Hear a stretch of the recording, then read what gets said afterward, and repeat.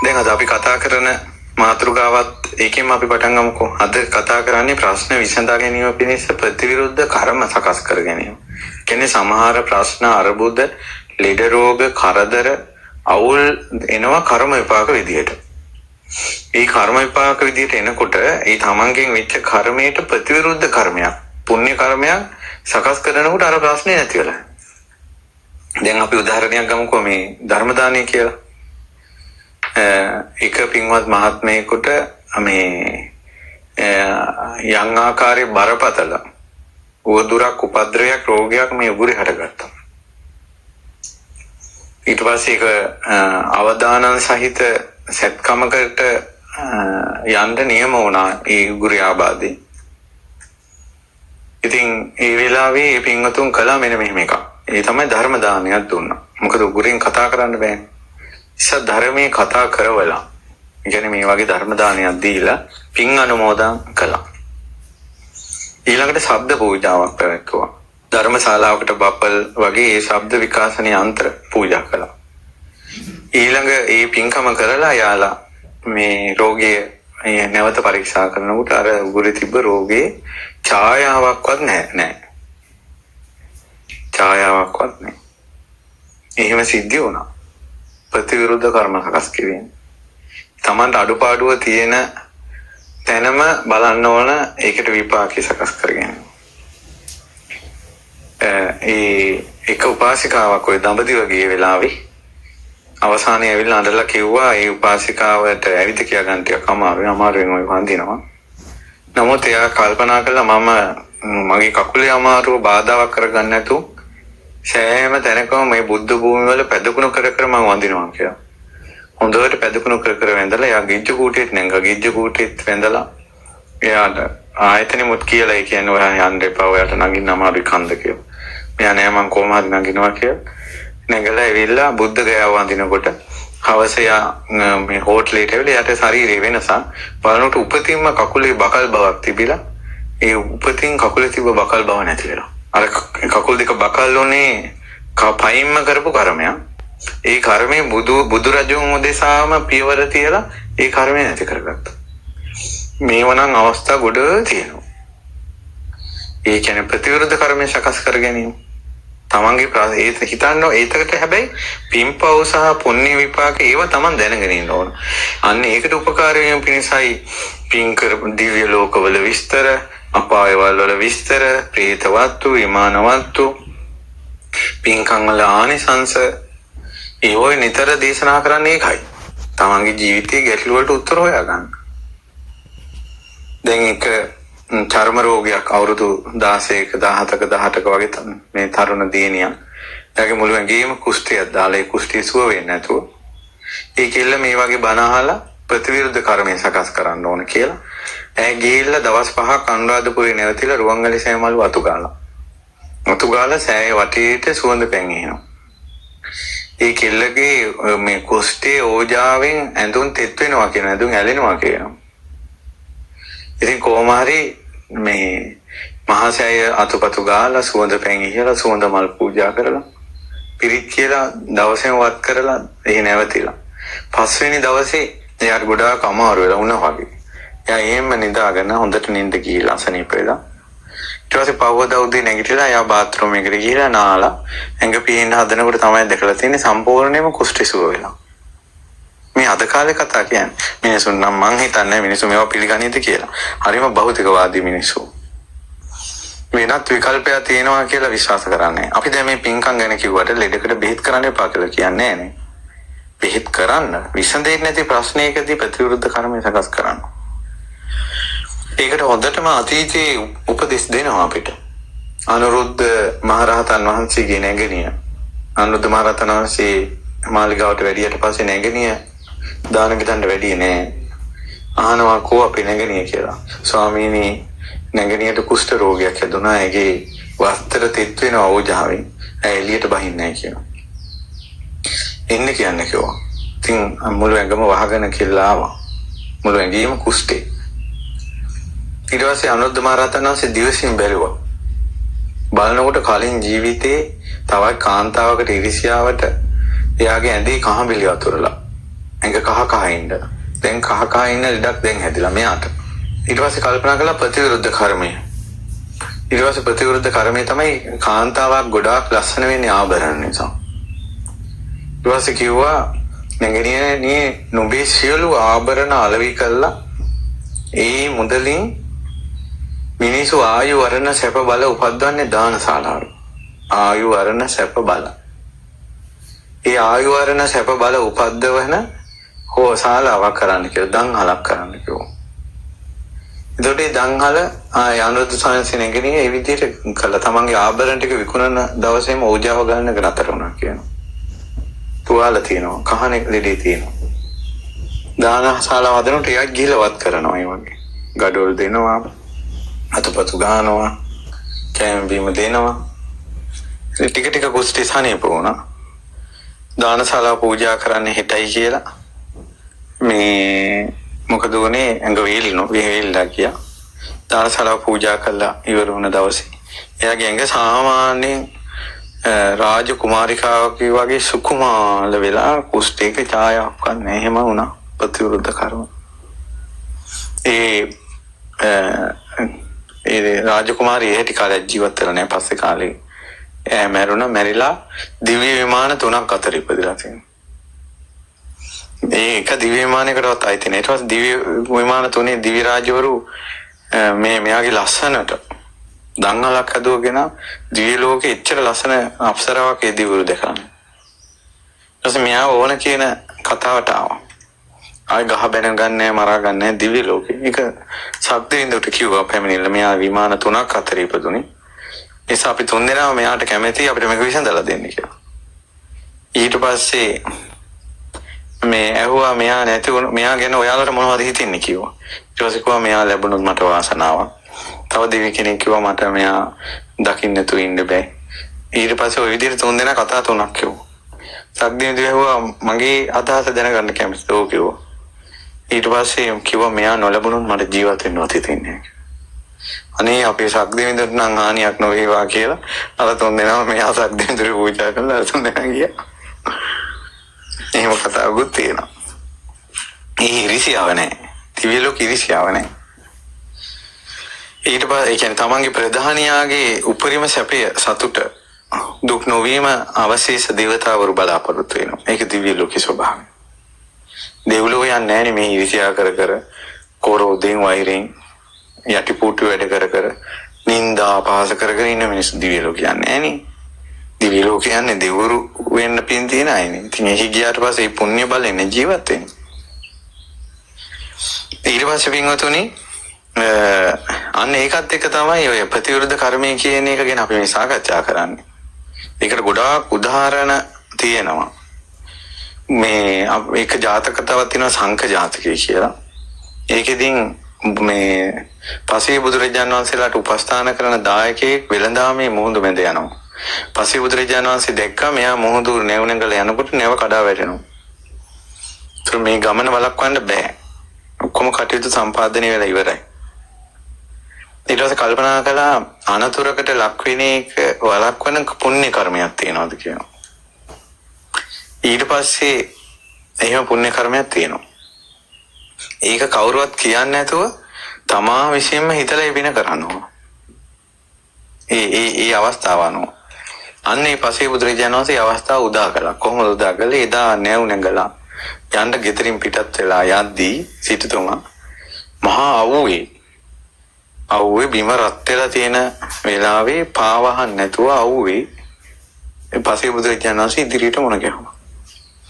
මුණ ගැහිච්ච ගමන් සිටුතුමා මෙයා බැහැලා කරත්තේ ස්වාමීන් වහන්සේට වන්දනා කළා. රත් වෙලා තියෙන පාය දැකලා තමන්ගේ පාවහන් දෙක පසේ බුදුරජාණන් වහන්සේට පූජා කළා.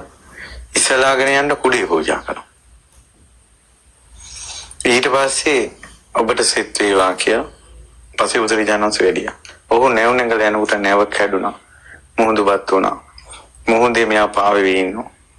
මම මේකලා දෙවඟන ඇවිල්ලා මොහු ගොඩ ගන්නවා. අහනවා මාව බේරගත්තේ කියලා. ඔබ පසේ බුදුරජාණන් වහන්සේ නමකට පාවහන් සහ කුඩ පූජා කළා තිනවා කියනවා. පාවහන් පූජා කරපු කුඩ පූජා කරපු කෙනෙකුගේ විපාකේ තමයි කියනවා අනතුරෙන් අත් මිදෙනවා කියනවා. මාරක දුර වෙනවා කියනවා. ඒ නිසා ඔය ගොඩාක් කරදර බාධාවල වැඩි අයට අපි පාවාම් පූජාව, කුඩ පූජාව, හැරේටි පූජාව. ඒ කියන්නේ දැන් සාමාන්‍ය ස්වභාවික පා විෂම පොළවේ තියෙනකොට කොහොමදත් දෙනවා.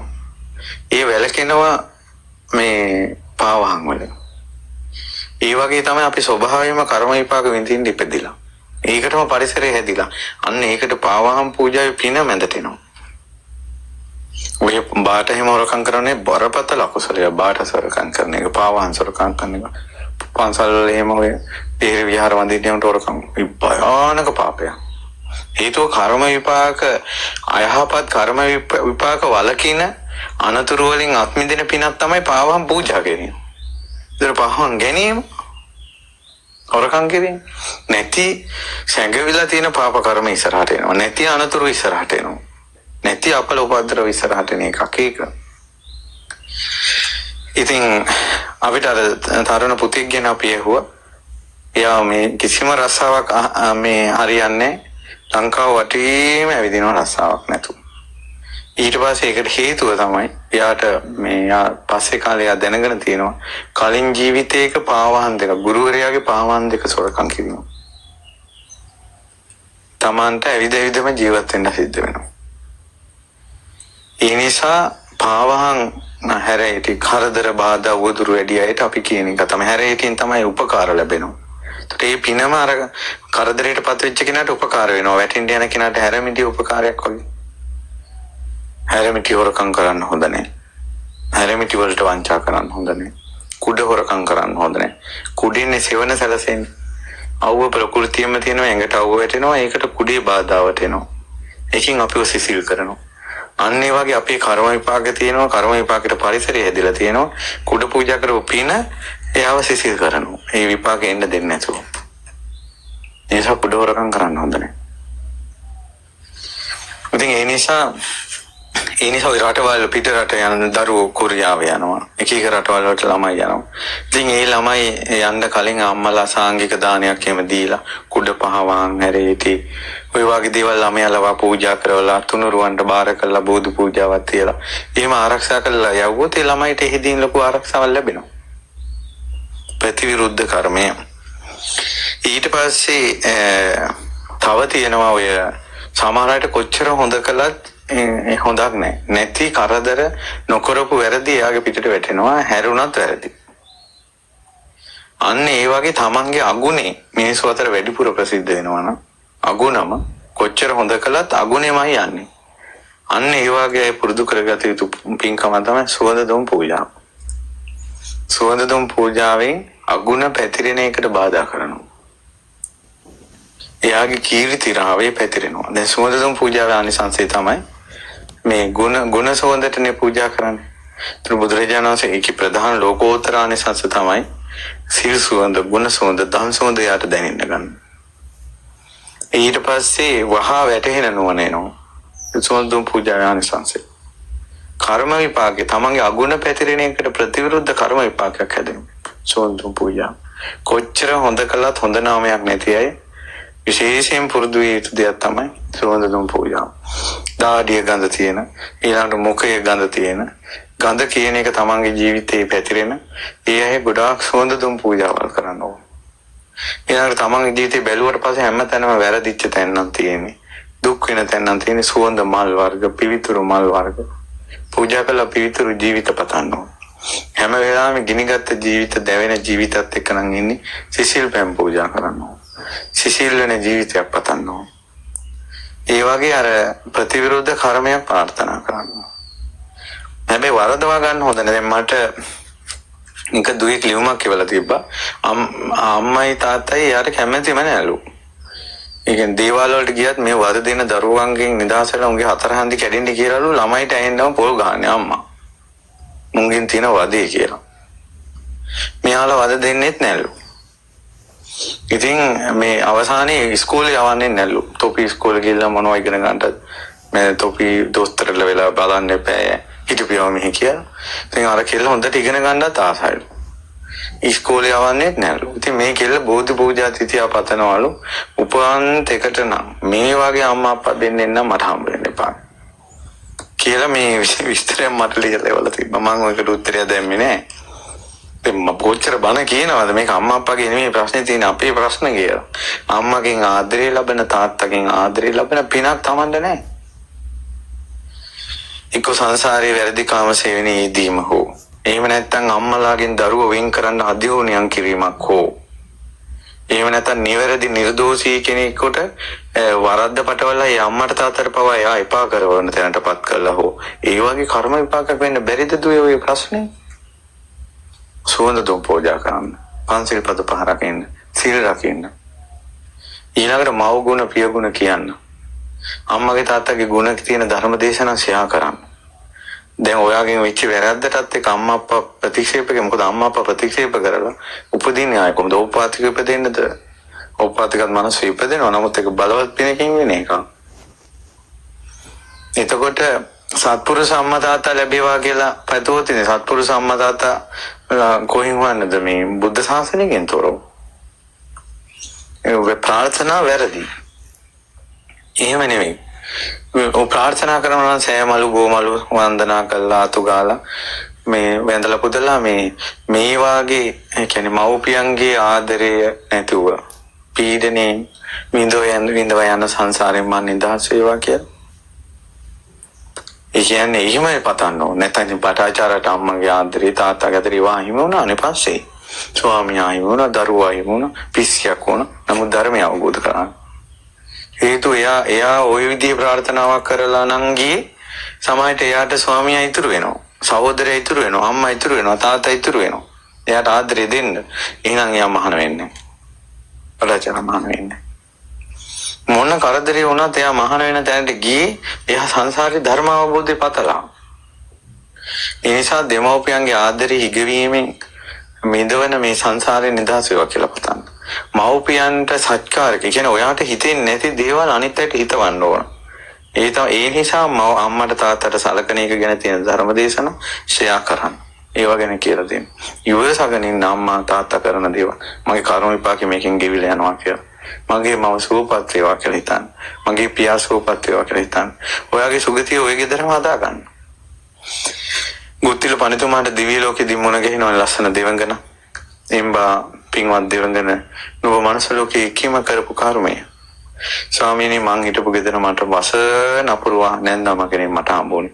ඒ බවලතා බණිද්දී ගහද්දී දොස් පරොස් කියද්දී නින්දා කරද්දී එලිවලම් බින්දිද්දී කුණු වතුර ඉහිද්දී ඉවසගෙන හිටියා කියනවා බිම් බලාගෙන බණින් නැතුව. සාප කළේ නැහැ කියනවා ඒ වයසේ ගෑනිට. ඉවසගෙන හිටියා කියලා යමක් ඇදේ පින්බලෙන් දෙවියන් අතර ඉපදුනා කියලා. අනිතක දැන් මේ තරුණ දුවේ තෙන් සුදුසු කාලයේ ටික කාලයකට ඇවිල්ලා සුදුසු කාලේ එනකොට මේ ඔයාට සමහර වෙලාවට ඔයා හොඳට පින් දහම් කරගෙන හිටියොත් එහෙම ඔයාට හොඳ ස්වාමියෙක් ලැබෙයි. ජීවිතේට මෝන දෙන්න. ඉතින් ඒ ජීවිතේට මෝන දෙනකොට එනේන ප්‍රශ්න අපි දන්නේ අපි සිහින මවා ගන්න බෑ අනාගතේ මොනවා වෙයිද කියලා. ඉතින් ජීවිතේට මෝන දෙන්න අර මේ පරාලේ එන හැටියට වහලේ ගහපන් කියනවා වගේ උල්වස් එන විදිහට උල්වස් ගහපන් කියනවා වගේ ඒ වෙලාවට උත්තරයක් හොයාගෙන ජීවත් වෙන්න. මොකද මේ අපිට ජාති ජරා මරණ ශෝක පරිදේව දුක්ඛ දෝමනස්යන්ගෙන් ඈතර වීම පිණිස බුදුරජාණන් වහන්සේගේ ධර්මයෙන් පිහිට ගන්නවා. ඒ නිසා නිතර ධර්මයේ ශ්‍රවණය කරන්න. සාප කරන්න එපා අනිත් අයට. ඊළඟට මොයෙන් කරපු කර්ම තියෙනවා. දැන් අපි මීට කලින් කතා කළා බුදුරජාණන් වහන්සේට ධර්මයට සංඝ රත්නයට අපින් වැරදි වෙලා තියෙනවා නම් දෙමව්පියන්ට වැරදි වෙලා තියෙනවා නම් මට මොන ගැහුණ හාමුදුරන් වහන්සේ නමක් ඉන්නවා. ඒ හාමුදුරන්ට දම්පැන් වළඳන්න අමාරු. ඒ හාමුදුරුවෝ කලින් සංසාරේ එක ජීවිතයක තමන්ගේ මවට දොස් කියලා ඒ මවට දොස් කියලා ඒ අම්මා ඒ දුකෙන් කන්නේ නැතුව ඉඳලා ඒ කර්ම විපාකයට මේ ඉපදෙන ජීවිතවලදී ආහාර දිරවන අඩුයි හොඳට කන්න බන්න බෑ දරුවට. දැන් බලන්නකො බඩේ අජීර්ණයක් සුව වෙන්නේ නැති අජීර්ණයකටත් බලපාන කර්ම ශක්තිය. ඒකට ඒ ස්වාමීන් වහන්සේට කොමාරිකට විසඳුමක් ලැබිලා. ඒ විසඳුම තමයි ඒ ස්වාමීන් වහන්සේට අවුරුදු 10ක් හැම පොයකටම මව්වරුන්ට බණ කියන්න ඕන. අම්මලාගේ හිතවල ගින්දර නිවෙන්න. දස අවුරුද්දක් අම්මලා බණහලා සාදුකාර දෙනකොට අර රෝගේ නැති වෙනවා. දෙකද කර්ම විපාක වල ස්වභාවය. ඊට පස්සේ දවසක් මේ රුවන්වැලිසෑය අපිත් එක්ක පුතෙක් පිරිත් කිව්වා. අපි ගොඩාක් පිරිත් කිව්වා. ඊට පස්සේ ඒ වන්දනාවට කතෝලික ආගමේ පුතෙකුත් එකතු වුණා. පස්සේ දවසක ළමයා කතා කරලා කියනවා ස්වාමීනි බුද්ධ ආගම ගැන අපි දන්නේ. නමුත් මට සිංහල හොඳට පුළුවන්. මම මේ පොත් කියවන්න පුළුවන්, පිරිත් කියන්න පුළුවන්. එයා බණ අහනවා. ඉතින් රුවන්වැලිසෑය අපි පිරිත් කියනකොට පිටිපස්සේ පිරිත් පොත තියාගෙන එයා අපි කියන හැම පිරිතම පිරිත් පොතෙන් කියවලා. අවුරුදු 24ක වගේ පුතේ කියනවා ස්වාමීන් වහන්සේ මං අම්මලාට වයි කියපු නැති ප්‍රශ්නයක් තිබ්බා. ඒ තමයි මට පොඩි කාලේ ඉඳලම මම කතා කරනකොට මගේ කටේ ගඳ මටම එනවා. ස්වාමීන් වහන්සේ රුවන්වැලිසෑය පිරි කියපු දවසේ ඉඳලා මට ඒක දැනෙන්නේ නැහැ. ඒක දෙයක් මොකක් හරි කරපු කර්මයක් තිබ්බ මොයෙන්. ඒ බුදු කෙනෙක්ගේ බණ කීම, බුදු කෙනෙක්ගේ ධර්මයේ කටින් කීම, පිරිත් කීම කියන ප්‍රතිවිරුද්ධ කර්මෙන් අරක සංසිඳුණා. ඒ නිසා ඔය කටවල් වලින් කරපු කර්ම ගොඩාක් ගෙවා ගන්න හොඳයි. හොඳට බුදුගුණ කියන්න, පිරිත් කියන්න. දැන් ඔය පින්මතු වෙන වන්දනා පොත වගේ. ඒ පොතෙන් බුදුගුණ 100, බුදුගුණ 1000 ඊළඟට මුළු මේ බුදුගුණ පොතම පිටින් පිට සජ්ජායනා කරලා සෑය පැදගුණ කරලා. ඒ වගේත් බුදුරජාණන් වහන්සේට ධර්මයට සංඝරත්නයට ස්තුති ප්‍රශංසාව කරනවා. තමන් ලස්සන නැති නිසා ඕක ශාරීරික අවයවවල විකෘති භාවයක් නිසා විඳවනවා නම් බුදුරජාණන් වහන්සේගේ දෙතිස් මහා පුරුෂ ලක්ෂණ වර්ණනා කරනවා. බුදු සිරුර වර්ණනා කරනවා. ලස්සන බුද්ධ ප්‍රතිමා හදනවට සම්බන්ධ වෙනවා. අන් අයට ප්‍රසාදය ඇති කරවනවා. බුදුරජාණන් වහන්සේ කියන්නේ. එතකොට දැන් ඔය ගොඩාක් බුදුගුණ කියනකොට බුදුගුණ කියන කෙනා ඊළඟට ඒ වගේ අයගේ කීර්තිය පැතිරෙනවනේ. කර්ම විපාකයක් ඒක. හේතුව තමයි ඕන් උත්සාහ කරන්නේ බුදුරජාණන් වහන්සේ වර්ණනා කරන්න. බුදුරජාණන් වහන්සේගේ ගුණ පතරවන්න. විපාකේ එයාට එනවා. එයාට ඇවිල්ලා එයා පැතිරලා යනවා. කර්ම විපාකයක. දැන් බුදුරජාණන් වහන්සේට දොස් කියන්නකො බලන්න කෙනෙක්. ධර්මයට දොස් කියන්න, රහතන් වහන්සේට දොස් කියන්න. එක දවසින් මේ මුළු ලංකාවේම එයාගේ අපකීර්තිය පැතිරලා යනවා. දැන් ඔය යසෝදරා උත්තමාවියට දොස් කියපු චරිත තිබ්බා. ඊට පස්සේ රහතන් වහන්සේලාට දොස් කියපු චරිත තිබ්බා. බුදුරජාණන් වහන්සේට දොස් කියපු චරිත තිබ්බා. අවසානයේ මේ මිනිස්සුන්ට මේවා අසුචි කටවල් කියලා මිනිස්සුම නමක් දාන. ඉතින් කර්මයේ ජීවිතේම කර්ම විපාක එනවා. ඉතින් ඒ නිසා පින්වතුනි අර අපවාද උපවාද. ඉතින් ඊළඟට තමයි ප්‍රතිවිරුද්ධ කර්මයක් තමයි සමාව ගැනීම. බුද්ධ රත්නයේ සමාව ගැනීම, ධර්ම රත්නයේ සංඝ රත්නයේ තිරුවංකමා කර ගැනීම. අපි මීට කලින් වැඩසටහනක කතා කළා. ওই බුද්ධ කාලේ එක මිනිසෙක් කුඹුර හාගන්න මේ කලබලේ මිනිසයා. ඒ මිනිසයා කුඹුර හාගන්න කලබලෙට ඉතින් කුඹුර හානවා. ඒ අතරේ මිනිස්සු දාන ගෙනියනවා. එතන හිටපු මිනිසෙක් කුඹුර හාන මිනිසයාට කිව්වා අනේ උඹ හැමදාම කුඹුර හානවන්නේ වරින් කොයන්ද විහෙරට කියලා. අර මිනිසයා කට කැඩිච්ච කතාවක් කිව්වනේ. ඒ මිනිසයා කිව්වා මම මේ දානය අරන් ගියොත් උඹලගේ බුදුහාඳුරුද මේක අහන්න එන්නේ කියලා. එතකොට අර මිනිස්සු අයියෝ උඹ මොනවද ඔය කලේ සමාව ගනින් කියලා ඒ මිනිස්සු ගියා. ඒ මිනිස්සයා සමාව ගත්තේ නේ. කාශ්‍යප බුදුරජාණන් වහන්සේට ඔය කතාව කිව්වේ. අපේ බුදුරජාණන් වහන්සේ පිරිනවම් පාලා අනුරාධපුරේ රහතන් වහන්සේලා වැඩ ඉන්න යුගයේ රහතන් වහන්සේලා දැකලා තියෙනවා. ගිනිගත්ත කුඹුරක ගිනිගත්ත නඟුලක් අරගෙන ගිනිගත්ත හරක් දෙන්නෙක් ඉන්න ගිනිගත්ත පෙරේතෙක් ගිනිගත්ත කුඹුරක් කනවා. අර එදා වචනේ කියපු මනුස්සයා. කොහමද සංසාර? එක වචනේ මිස් වෙනවා. ඒ නිසා ඔය කටවල වලින් බුදුගුණ කියන්න. දහම් ගුණ කියන්න, සංඝ ගුණ කියන්න, පිරිත් ටිකක් කියන්න. බලන්නකො සෑය අබෝධිය ළඟට ගියොත් බවලතු ටික පිරිත් කියනවා, පිරිමි ටික පිරිත් කියා ගන්න බෑ. ඕන්නේ තින් තාත්තේ. දැන් නම් පොඩි උන් ටිකක් පිරිත් කියන්න පුරුදු වෙනවා ළමා ළපට. පොඩි උන්ට බව පිරිත් කියන්න පුරුදු වෙන්න කර්ම විපාක ගෙවෙනවා. ඉතින් නැති වුණාට පස්සේ ඒ වගේ ප්‍රතිවිරුද්ධ පුණ්‍ය සංස්කාරය සකස් නොකලාට පස්සේ ඉතින් ඔළුව පාත් වෙන්න යන්ත්‍රය ළඟන තමයි ඉන්න සිද්ධ වෙන්නේ. අර අපලේ මේ අපලේ අර කරදර මේ කරදර කියලා. ඉතින් පිරිත් ටිකක් කියාගෙන හිටියනම් හරිනේ.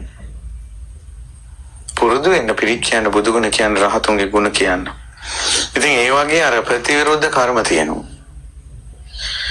ඊට පස්සේ ඔය තමන්ගේ පූජාච පූජනීයානම් පූජාච පූජනීයානම් කියන කර්මය කරනකොට ඊළඟට යාට සැලසෙන විපාකයක් කියනවා ප්‍රතිරූපදේශය. ඒ නිසා තමන්ට පින් දහම් කරගෙන ඉන්න පරිසරයට බාධා එනකොට එයා වැඩිපුර කරන්න ඕනේ චෛත්‍ය වන්දින එක, බෝධි වන්දින එක, සිරිපා වන්දින එක. දැන් සිරිපා වන්දින එක ඉස්සර ගොඩාක් කර්ම විපාක ගෙවෙන වන්දනාවක් විදිහට පාද වීතිහාර. ඒ කියන්නේ තමන් බුදුරජාණන් වහන්සේ දකින්න ගොඩාක් පියවර තියතියා යනවා. එයා දන්නේ නැති වුණාට එයාගේ ගොඩාක් කර්ම විපාක ගෙවෙනවා කියනවා. ඇත්තටම අපි වාහනයෙන් ගිහිල්ලා වන්දින වන්දනාවයි සිරිපා නැගලා වන්දින වන්දනාවයි අතර වෙනසක් තියෙනවා. ඒ නිසා අවුරුද්දකට වතාවක් සිරිපා වන්දින්නත් පුරුදු වෙන්න. ගඟෙන් එතර ස්ථාන වන්දින්න යන්න, මොහොතෙන් එතර ස්ථාන වන්දින්න යන්න, දඹදිව ස්ථාන වන්දින්න යන්න, විහෙර විහාර වන්දින්න, අටම ස්ථාන 12ම ස්ථාන වන්දින්න. ඒ වගේ පුණ්‍ය මේ හැමදාම කරදර ප්‍රශ්නක කියන්න නැතුන් උත්තර පැත්ත, කියන උත්තර තියෙන පැත්තට හැරෙන්න. ඒ නිසා තමයි ප්‍රශ්න තියෙන අයට අපි ඉස්සර කිව්වේ බෝධින් වහන්සේලා 100ක් වැඳපළා. ඒ ධාතු සේවා 100ක් වැඳපළා. ඒ වගේ ස්ථාන වන්දිනකොට පූජා වස්තු තියෙනකොට හරියනවා. ඊළඟට තමන්ට ලැජ්ජා බය අඩුයි නම්, තමන්ට සිල් ගුණ දන් රකින්න අමාරු නම්, ඒ වගේ වෙලාවට වස්ත්‍ර පූජා, චීවර පූජා, ඒ වගේ උතුම් පූජාවල් සිද්ධ කරන්න ඕන. ඊළඟට ඔය සමහර අම්මලාට තියෙන බඩේදීන් දරුවෝ නැති වෙනවා. ඒකට ඒ වගේ ධාතු කරඬු පූජා කරන්න ඕන. ඊළඟට ධර්මාසන පූජා කරන්න ඕන. ආසන පුටු පූජා කරන්න ඕන. ඊළඟට දරුවන් සම්බන්ධයෙන් කැමැත්ත තියන අය ඉන්නවා. එයාලා ගෙඩි හට ගන්න, ඵල හට ගන්න ගස් වර්ග පූජා කරන්න ඕන. පළතුරු ගස් ඒ වගේ ඵලදාව එනවනේ. ඒතර ඵලදාව එන පින්කමක් කළාට පස්සේ තමන්ට දරු ඵල හට ගන්නවා. ඒ වගේ පින්කම් ධර්මශාලා, දීර්ඝශාලා හදන, සියදි විනාශා ගැනීම වෙන්නේ නැහැ කියනවනේ ධර්මශාලා හදන අයට. ගව්සා වෙන්නේ නැහැ කියනවා බඩ ඇතුලේ. අමනස උවදුරු නැහැ කියනවා. දැන් ඔය ගොඩාක් කරදර බාධා උවදුරු තියෙන අයට කුටි සෙනසුන් හදන එක. තමන්ගේ ගෙවල් දොරවල් හදා ගන්න අමාරු අයට කුටි සෙනසුන් හදලා පූජා කරන එක. කියන්නේ සල්ලි තියෙනවා, බඩු තියෙනවා, ගේ හදා ගන්න බෑ. ඒ කර්ම විපාකයක් හරස් වෙලා වෙයි. ඒ වගේ විහෙරක් විහාරයක් සෑයක් හදන තැනකට සම්බන්ධ වෙන්න ඕන. ඒකට ඒවට තමයි මහන්සියනට ඒ පින්බලෙන් තමන්ට තැන හැදෙනවා. ඒ වගේ ප්‍රතිකාරම කරන්න ඕන. ඊළඟට චෛත්‍යයක් විහෙරක් නැති තැනක වගේ ඒ කියන්නේ අපි කියමු බෝධීන් වහන්සේ නමක් වටි ලස්සන මල් පූජාවන් මේ සෑයකට මල් පූජා, බෝධියකට මල් පූජා. ඒ වගේ සමහර ප්‍රතිකර්ම වලදී තියෙන මල් වලින් සෑයක් හදන ඒවා. දැන් ඕන අපි සෑයක් හදනවා. ඒ සෑය හදාගෙන යද්දී සෑය ඉදිරි කටයුතු ටික හොඳින් කරගන්න ඕන. එතකොට ඒ සෑය උඩ හෝ සෑය ළඟ මල් වලින් සෑයක් අනුරුවක් හදලා පූජා පවත්වනවා. ඒක අපිට කිව්වට පස්සේ මිනිස්සු ඊට පස්සේ චෛත්‍ය වලත් මල් සෑයවල් හදනවා. ඕනෝක්නේ ප්‍රශ්නේ ඊළඟට. ඉතින් මල් සෑයක් හදලා පූජා කරන එකත් ප්‍රතිකර්මයක් වෙනවා. ඒක අදාළ තැන කරන්න ඕන. ඒ වගේ ප්‍රතිවිරුද්ධ කර්ම සකස් කිරීම. ඒකට ප්‍රතිවිරුද්ධ කර්ම හොයාගන්න අවස්ථාවක් ප්‍රේතවත් විමානවත්තු කියවන්න. ඊට පස්සේ පිළිඳ වච්ච මහරහතන් වහන්සේගේ අපදාන කතා කියවන්න. ඒ දේශනා අහන්න. ඒතකොට එකෙන් තියෙනවා තමන්ගේ ප්‍රශ්නේ මොකද්ද? පින්වල විපාක මොනවද කියලා. දැන් බලන්න අපි දරනවා කිසි ආධාරකයක් පූජා කළොත් ඒකේ විපාක තමයි මතක ශක්තිය ඇති වෙනවා. ඊළඟට අපි කියමු දරුවම් බඩේ දිග්ගප්සා වෙනවා. භාජන පූජා කරනවා. භාජන වල ස්වභාවය තමයි යමක් දරා ගන්නවා. ඒකට කුසේ දරු කල්ලේ දරා ගන්න පින සකස් වෙනවා. ඒ වගේ ප්‍රතිවිරුද්ධ පුණ්‍ය විපාක තියෙනවා. ඉතින් ওই බණ අහලා මේ ඒවට උපදේශ හොයාගන්න. ඔන්න අද උපදේශයක් දුන්නා. ප්‍රශ්න විසඳෙන එක ක්‍රමයක් තමයි මේ ප්‍රතිවිරුද්ධ කර්මය කිරීම. ඉතින් ඒ නිසා ඒ වෙලාවේ හැටියට ගැන කතා කළේ. මේ ගැන අපි වෙනත් දේශනාවලක් කතා කරලා ඇති. ඉතින් ඔබටත් අපිටත් මේ ජීවිතයේ ගැටලු නිරාකරණය කරගන්න සසුනේ පිහිට ලැබේවා.